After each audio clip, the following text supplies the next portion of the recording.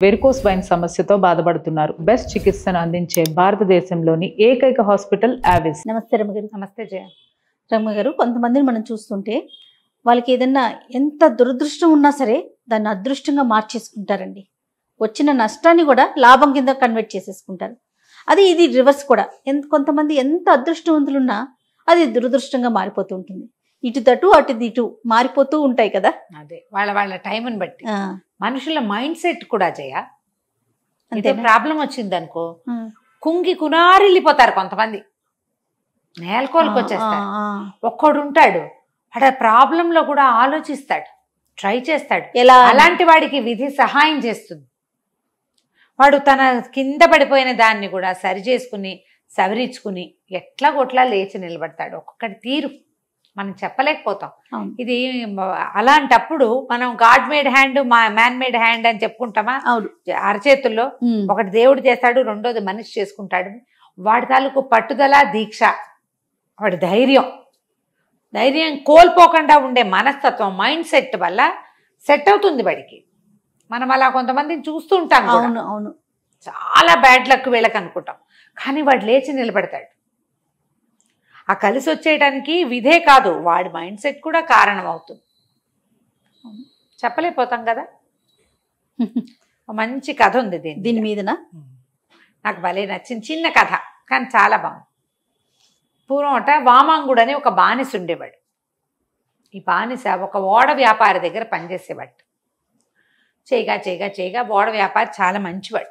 ఆయన ఏం చేశాడంటే, ఒక చిన్న ఓడ ఇచ్చి, చాలా ఏళ్ళ నుంచి నా దగ్గర పనిచేస్తున్నావు వామంగా, ఈ ఓడతోటి వ్యాపారం చేసుకో, నువ్వు పైకి రా, నేను ఇంకో కొత్త బానిసని పెట్టుకుంటానని చెప్పాడు. ఇతను ఏదో సరుకు కొని ఓడలో వేసుకుని పోయాడు అమ్మకాలకి. ఆ రోజుల్లో అలా ఉండేది. ఈ వెళ్తే ఏమైంది, వీడు దురదృష్టవంతుడు, ఆయనకు అదృష్టం వచ్చింది. ఆ, ఎవరు ఓడలు ఇస్తారు? ఇవ్వరు అదే కదా. ఇచ్చారు ఇక్కడ. కానీ సముద్రంలోకి వెళ్ళేసరికల్లా ఆ ఓడ తుఫాన్లో చిక్కుకుని పగిలిపోయింది. అయ్యో. మొత్తం సరుకంతా నీటి పాలైపోయింది. అందులో ఉన్న ఇతను పట్టుకెళ్ళిన బానిసలు, మనుషులు అంతా పోయారు. కానీ వామాంగుడు బతికాడు. మళ్ళీ అతనికి అదృష్టం. అయితే ఏమింది, బతికిన వామాంగుడు ఏదో చెక్క పలక దొరికితే అది పట్టుకుని ఎలా గోలాగా బతికి 4 రోజులకి ఒక ద్వీపాన్ని చేరాడు. అది తెలిసింది అతనికి ఒక ఐలాండ్ అని. అంతా ఇసకిసగ్గా ఉంది. కానీ కొంచెం ముందుకు వచ్చేసరికల్లా ఎవరైనా ఒక చోటకి చేరారనుకో, మట్టి మీదకి ఆహారం కోసం చూస్తారు. అతను కొంచెం తిండి దొరుకుతుందా, ఎవరైనా మనుషులు కనపడతారు, అసలు ఇక్కడ ఏముందో చూద్దామని ముందుకు వచ్చేసరికల్లా అదంతా చక్కటి సామ్రాజ్యం లాగా ఉంది. ద్వీపం చాలా చక్కగా ఫర్నిష్డ్గా బాగుంది. ఆ ద్వీపంలోకి వెళ్ళగానే అందరూ తనని గుర్తుపట్టినట్టుగా మాట్లాడుతున్నారు. అతనికి అర్థం కాదు, వీళ్ళంతా నన్ను గుర్తుపట్టినట్టున్నారేంటి, నేను ఎలా తెలుసు వీళ్ళకి అని ఆశ్చర్యపోయాడు. ఇంతలో ఏమైంది, ఓ రథము, దాని మీద ఛత్రము చామరాలు పట్టుకుని మంత్రులు, సామంతులు, వాళ్ళు వీళ్ళు బాకాలు బాజాలు ఊదుకుంటూ ఈయన దగ్గరకు వచ్చారు, ఈ వామాంగుడి దగ్గరికి.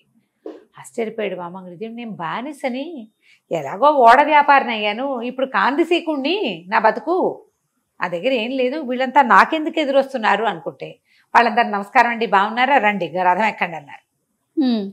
చాలా ఆశ్చర్యపోయాడు. ఎవరనుకుంటున్నారో మీరు నన్నంటే, మాకు తెలుసు మీరు విదేశీయులు, ఎక్కడి నుంచో వచ్చారు, పరదేశీ మీరు, అయినా పర్వాలా, ఇవాళ నుంచి మీరే మహారాజు, ఎవరు వస్తారా అని చూస్తున్నాం అన్నారు.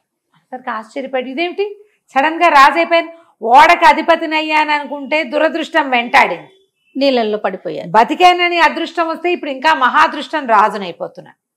సరే వెళ్ళాడు వాళ్ళతోటి. వాళ్ళు ఈ 4 రోజుల నుంచి ఓడలో నీళ్ళలో పడి కొట్టుకుంటున్న వాడికి శుభ్రంగా స్నానం చేయించి, కడుపు నిండా భోజనం పెట్టి, సాయంత్రం సభ తీర్చి రాజుని చేశారు. రాజు అయిపోయాడు ఆ ద్వీపానికి. రాత్రికి విందు. ఆ రాత్రి విందులో కూర్చున్నప్పుడు అడిగాడు, ఏమిటి ఈ కథ, ఇలా కొత్తగా వచ్చిన పరదేశం రాజును ఎందుకు చేస్తున్నారంటే, ఈ ద్వీపం ఎన్నేళ్ల నుంచో ఇక్కడ సంపదలు ఉన్నాయి, మాకు పనులు ఉన్నాయి, తిండి ఉంది, అన్నీ ఉన్నాయి, కానీ క్రమబద్ధమైన రాచరికం మాకు లేదు, రాజులు లేరు మాకు, లేక మేము ఏం చేయాలి ఏం చెందకూడదు మాకు తెలియదు, ఏవో రకరకాలుగా చేసుకుంటూ ఉండేవాళ్ళం. అయితే ఒక పరదేశి ఆయన ఒక మహాముని ఇక్కడికి వచ్చాడు. ఆయన చాలా జ్ఞాని. ఆయన ఇక్కడికి వచ్చి మా రాజ్యపు పగ్గాలు చేపట్టాడు. ఏం చెప్పాడంటే మీలో మీరు ఇలా గొడవలు పడుతూ ఉండకూడదు, మీకు ఒక రాజు ఉండాలి. మీలో ఒకడు రాజు అయితే మిగిలిన వాళ్ళు వాడికి సమాధానం చెప్పాలి, ఎందుకంటే అందరూ సమానమైన వాళ్ళు అక్కడ. అందుకని పరదేశిని రాజుని చేయండి. ఎవడు పరదేశి వస్తే వాడు రాజు అయిపోతాడు. సంవత్సరమే, ఏడాది తర్వాత వాడిని తీసుకెళ్ళి ఈ దేశానికి ఒక మూలగా ఉన్న ఒక అడవిలో వదిలిపెట్టేయండి. ఏడాదే వాడు రాజు. ఎక్కువ కాలం ఉంటే వాడికి మీ మీద ఆధిపత్యం వచ్చేస్తుంది. కొత్త వాడికి ఆధిపత్యం ఎందుకు ఇవ్వాలి? అంతే, ఇవ్వద్దు.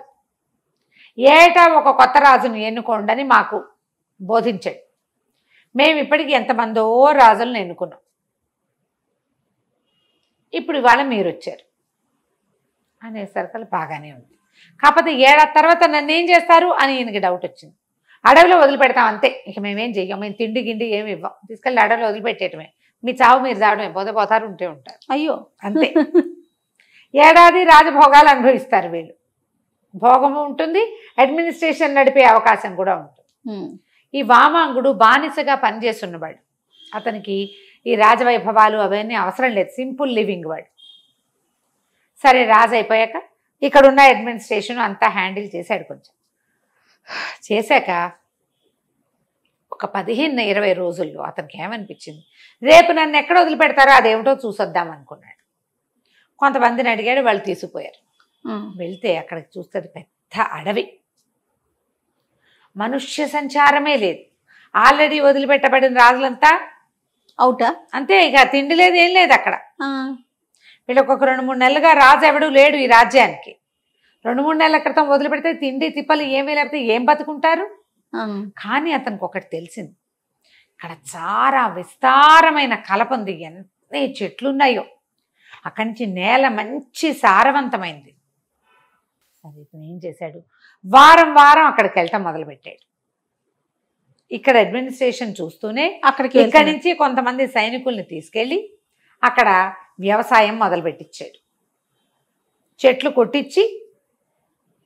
చెట్లన్నీ కొట్టించి బిల్డింగ్లు ఏవో నిర్మింపజేశాడు, భవనాలు ముందుగానే రెడీ చేసుకుంటున్నాడు. అక్కడి నుంచి ఓ పక్కన మంచి సారవంతమైన నేల, వ్యవసాయం మొదలు పెట్టేశాడు.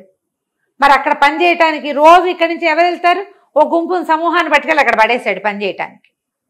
మెల్లిగా వాళ్ళు అక్కడ ఉండేసరికల్లా వాళ్ళ చుట్టాలు ఈ ఊళ్ళో ఉన్న వాళ్ళు ఏం చేస్తారు, మెల్లిగా అడవిలో రాజ్యానికి వెళ్ళడం మొదలుపెట్టారు. చుట్టాలు పక్కాలు పెళ్లి సంబంధాలు ఏముంది, 6 నెలలు గడిచేసరికి అక్కడ ప్రపంచ నిర్మాణం జరిగిపోతుంది. అక్కడి నుంచి పెద్ద పెద్ద వాళ్ళు, ఇప్పుడు శిల్పులు, వాళ్ళు బిల్డింగ్ కట్టడానికి ఇక్కడి నుంచి కల పని చేసే వాళ్ళంతా వెళ్ళాలా. ముందు చెట్లు కొట్టే వాళ్ళు మాత్రమే వెళ్ళారు, తర్వాత చెట్లు కోసేవాడు వెళ్ళాడు. కొట్టేవాడు కోసేవాడు అక్కడే ఉండిపోయారు. హాయిగా ఫ్రెష్ ఎయిర్, కొత్తగా పంటలు, తొలి పంటలు మహారుచి, ఉండిపోయారు. క్రమంగా ఏమైంది, అక్కడ పూర్తిగా ఒక నగర నిర్మాణం జరుగుతూ ఉంది, అమరావతిలాగా. సరే, సంవత్సరం అయిపోయింది. ఏడాది అయిపోగానే రాజుగారిని మిమ్మల్ని రేపు పంపించేస్తామండి అన్నారు. అలాగే అన్నాడు హ్యాపీగా.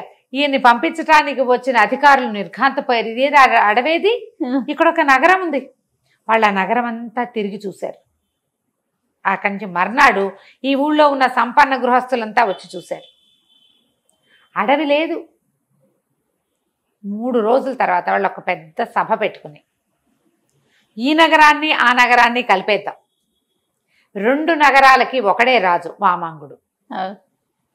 ముందున్న రాజులకు ఆ తెలివి లేక, ఈ విషయం అందరికీ తెలుసు, నిన్ను ఏడాది తర్వాత వదిలేస్తామని చెప్తే ఏడాది తర్వాత వదిలించుకుని చచ్చిపోవడానికి సిద్ధపడ్డారు వాళ్ళు. ఇతను మాత్రం ఏం చేశాడు, ఒక ప్రపంచాన్ని నిర్మించేశాడు. విజనరీ, అది దూరదృష్టి కలిగిన వాడు. విజన్ ఉన్నవాడు ఎప్పుడు రాజుగా రాణిస్తాడు. ఆలోచించుకుని ఈ 2 మహానగరాలకి ఇతన్నే వామాంగుడే రాజు కావాలని ఆలోచించి, ప్రజలకి బుద్ధి ఉంది, అతని విజన్ని వాళ్ళు గౌరవించి అతన్నే రాజు చేసుకున్నాడు. శాశ్వతంగా వామాంగుడు రాజు అయిపోయాడు. తర్వాత కాలంలో ఈ సంపన్న గృహస్థుల్లో ఒకళ్ళిద్దరి అమ్మాయిల్ని ఇచ్చి అతనికి వివాహం చేశారు. అతని సంతానం రాజులయ్యారు. ఆ తర్వాత అతనిదే ఇక్కడ రాజ్యాధికారం కూడా అయిపోయింది.